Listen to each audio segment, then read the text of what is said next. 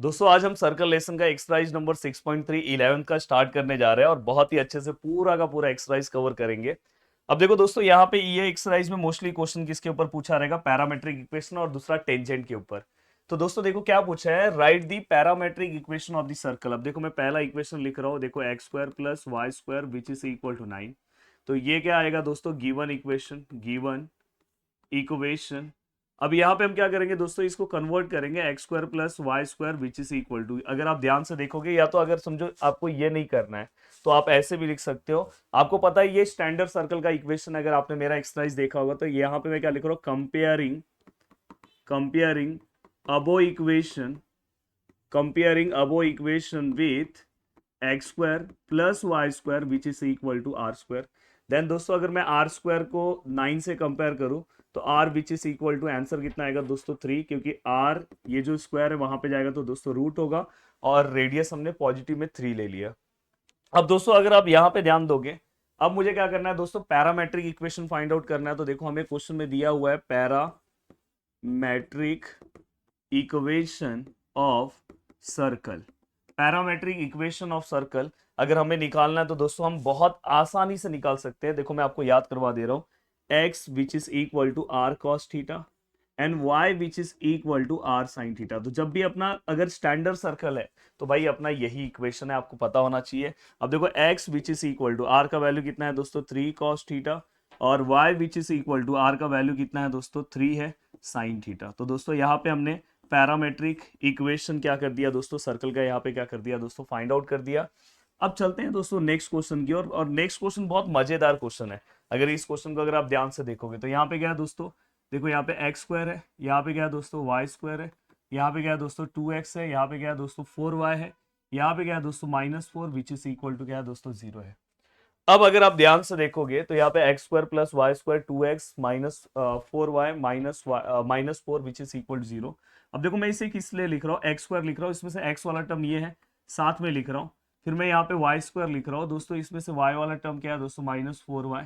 और अगर मैं ध्यान से देखूँ तो देखो अब ये हो गया, अब दोस्तों यहाँ पे -4 है विच इज इक्वल टू 0। अब यहाँ पे मैं क्या करूंगा पता है, ये देखो ये जो दो पार्ट है, ये जो दो पार्ट है, अगर हम a plus B whole square लेते हैं तो A square plus 2ab plus B square आता है। तो यहाँ पे का लास्ट वाला टर्म मिसिंग है, कोई दिक्कत नहीं दोस्तों, यहाँ पे एक फॉर्मूला एक हिंट बता रहा हूँ, उससे आप लास्ट वाला टर्म फाइंड आउट करो। 4 स्क्वायर बी स्क्वायर अपॉन 4 है, यहाँ पे b का वैल्यू कितना है दोस्तों 2 स्क्वायर है 4, और a का वैल्यू कितना है दोस्तों एक्स स्क्वायर के आगे 1 है। तो दोस्तों 4 divide by 4 which is equal to 1। तो हमें पता चल गया कि इसका जो लास्ट वाला वैल्यू आएगा वो क्या आएगा 1। और दोस्तों अगर मुझे इसका पता करना है तो यहाँ पे भी सेम क्या आएगा दोस्तों, वी स्क्वायर अपॉन क्या आएगा दोस्तों 4 है, बी का वैल्यू कितना है दोस्तों वाई के आगे जो वैल्यू है -4 का स्क्वायर, और यहाँ पे 4 इंटू ए का वैल्यू 1, तो ये 16 divide by 4 which is equal to 4। तो हमें पता चल गया कि यहाँ पे 4 आएगा। ये जस्ट आप रफ में कर सकते हो, यहाँ पे आपको नहीं करोगे तो भी चलेगा, रफ में कर दोगे तो भी चलेगा। अगर आप ध्यान से देखोगे ये क्या हो जाएगा दोस्तों एक्स स्क्वायर, ये क्या आएगा दोस्तों 2x है। अब इसके अंदर दोस्तों देखो मैं +1 ले रहा हूँ, मुझे पता चल गया इसका थर्ड टर्म +1 है, और जो मैं +1 ले रहा हूँ तो उसको -1 से बैलेंस भी कर रहा हूँ। अब यहाँ पे क्या है दोस्तों प्लस वाई स्क्वायर -4y। अब दोस्तों यहाँ पे क्या चाहिए दोस्तों, +4 चाहिए, और इसको -4 से ही बैलेंस करो, और ऑलरेडी यहाँ पे -4 है विच इज इक्वल टू 0। बहुत ही सिंपल तरीका जो बता रहा हूँ, ध्यान देना। अब दोस्तों ये देखो ये पूरा का पूरा पार्ट, ये पूरा का पूरा पार्ट होल स्क्वायर में कन्वर्ट हो जाएगा। यहाँ पे क्या आ जाएगा दोस्तों एक्स आ जाएगा, यहाँ पे लास्ट टर्म क्या है दोस्तों 1, और यहाँ पे क्या है दोस्तों प्लस, और ये क्या हो जाएगा दोस्तों होल स्क्वायर। यहाँ पे अगर आप ध्यान दोगे तो क्या आएगा दोस्तों y, और यहाँ पे क्या है दोस्तों लास्ट टर्म क्या है दोस्तों प्लस, यहाँ पे क्या है दोस्तों 4 किसका स्क्वायर है 2 का, और यहाँ पे क्या है दोस्तों ये साइन क्या है माइनस, तो यहाँ पे क्या आएगा होल स्क्वायर। और दोस्तों ये देखो ये देखो ये -1 -4 कितना होगा दोस्तों -5, -5 -4 कितना होगा दोस्तों -9। तो यहाँ पे क्या होगा दोस्तों -9 विच इज इक्वल टू 0। और फाइनली दूसरे मैं इस तरह से लिख सकता हूँ x+1 का होल स्क्वायर y-2 का whole square which is equal to 9। और दोस्तों मैं इसको सेंटर रेडियस फॉर्म में कन्वर्ट करूंगा। कभी भी याद रखना, जनरल इक्वेशन की तरह चीजें आई तो आपको सेंटर रेडियस में कन्वर्ट करना है। तो सेंटर रेडियस में दोस्तों ये x होगा, ये बीच में माइनस साइन आता है, तो ये क्या हो जाएगा दोस्तों -1 का होल स्क्वायर। अब ये माइनस माइनस प्लस करोगे तो माइनस माइनस प्लस ही हो जाएगा। यहाँ पे क्या होगा दोस्तों y-2 का होल स्क्वायर, और यहाँ पे क्या है दोस्तों 3 का होल स्क्वायर। अब मैं अगर इसे कंपेयर करूं, देखो मैं यहां पे लिख रहा हूं comparing above equation with centre radius form का इक्वेशन क्या था दोस्तों, एच माइनस एच का whole square plus y minus k का whole square which is equal to r square. अब अगर मैं ध्यान से देखूं तो यहाँ पे अगर हमने ध्यान से देखो तो h का वैल्यू क्या आएगा दोस्तों, h का वैल्यू क्या आएगा -1, k का वैल्यू क्या आएगा दोस्तों 2। देखो यहाँ पे ये माइनस के बाद क्या वैल्यू है तो -1 है, यहाँ पे माइनस के बाद क्या है 2 है। अब दोस्तों यहाँ पे अगर मैं पैरामेट्रिक इक्वेशन निकालू, देखो parametric equation of the circle, ये दोनों क्वेश्चन ही बहुत ज्यादा इंपॉर्टेंट है और टेंजेंट वाला पार्ट तो बहुत सारे कॉलेजेस में कैंसिल कराया रहता है, बट वो भी मैं बताऊंगा। x which is equal to y which is equal to, यहाँ पे क्या आएगा दोस्तों x which is equal to, यहाँ पे क्या आएगा दोस्तों h। देखो ये वाला जो फॉर्मूला आपने पढ़ा है r cos थीटा तो सेम है, r cos थीटा सेम है, बस आगे क्या आएगा दोस्तों h प्लस, यहाँ पे क्या आएगा दोस्तों k plus r sine theta. अब यहाँ पे अगर आप देखोगे तो x which is equal to, h का वैल्यू क्या है दोस्तों -1, r का वैल्यू क्या है दोस्तों, द वैल्यू ऑफ r हमने निकाला दोस्तों, देखो r का वैल्यू क्या है 3 है, तो यहाँ पे क्या आएगा 3 cos theta.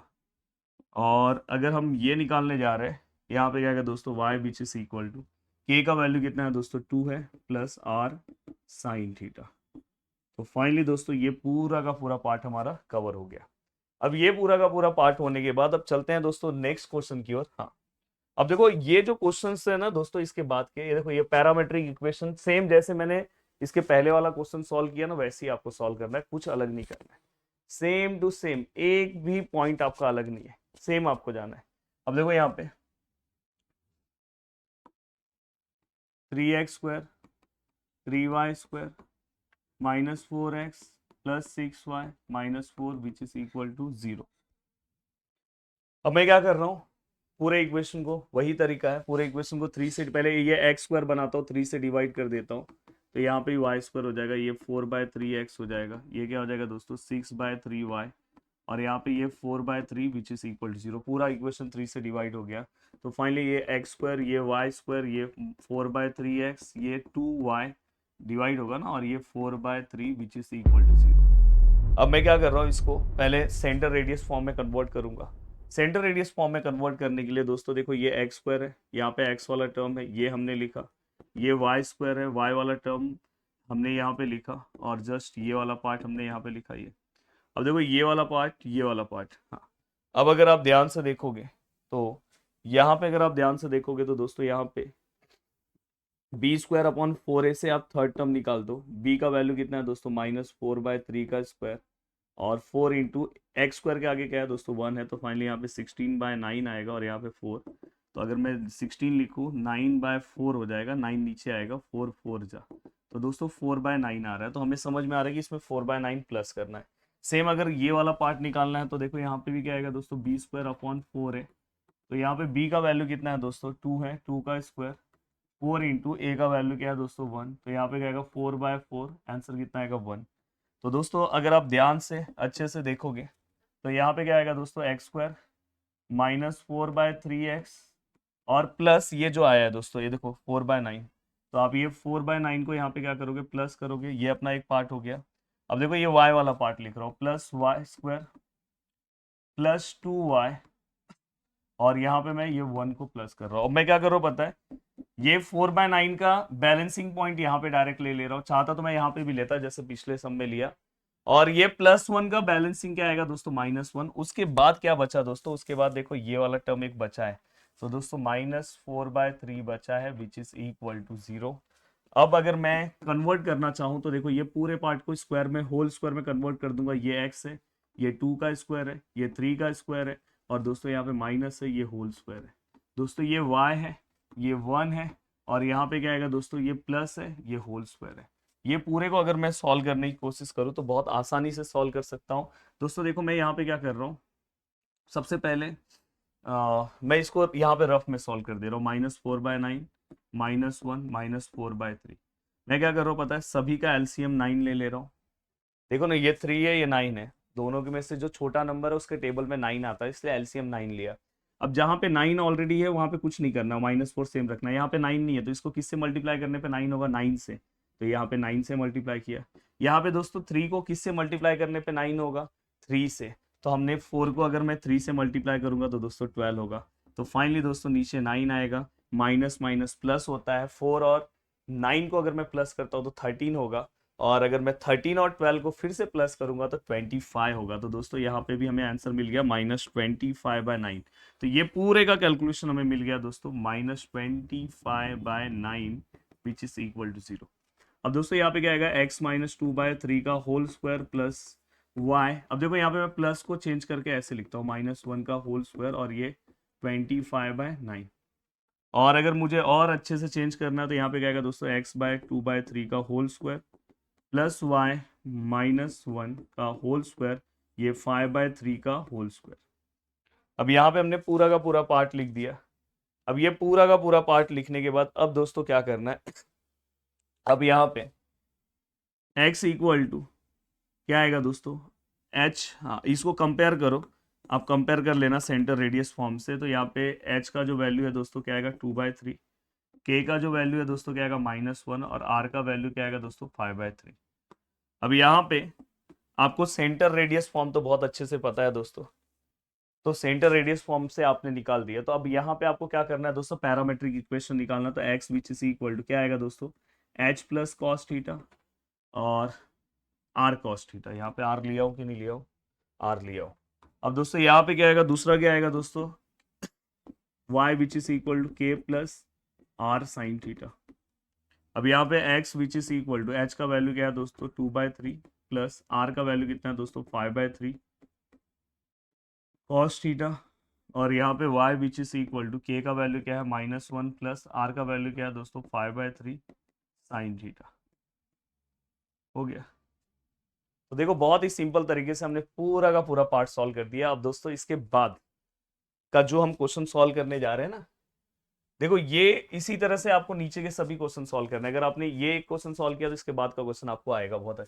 Find the equation of tangent अब अपने को निकालना है दोस्तों। देखो सबसे पहले आप गिवन इक्वेशन लिखोगे। गिवन इक्वेशन क्या है दोस्तों, x² plus y² minus 3x plus 2y which is equal to 0। अब मैं क्या करूंगा दोस्तों, कंपेयरिंग अबो इक्वेशन विथ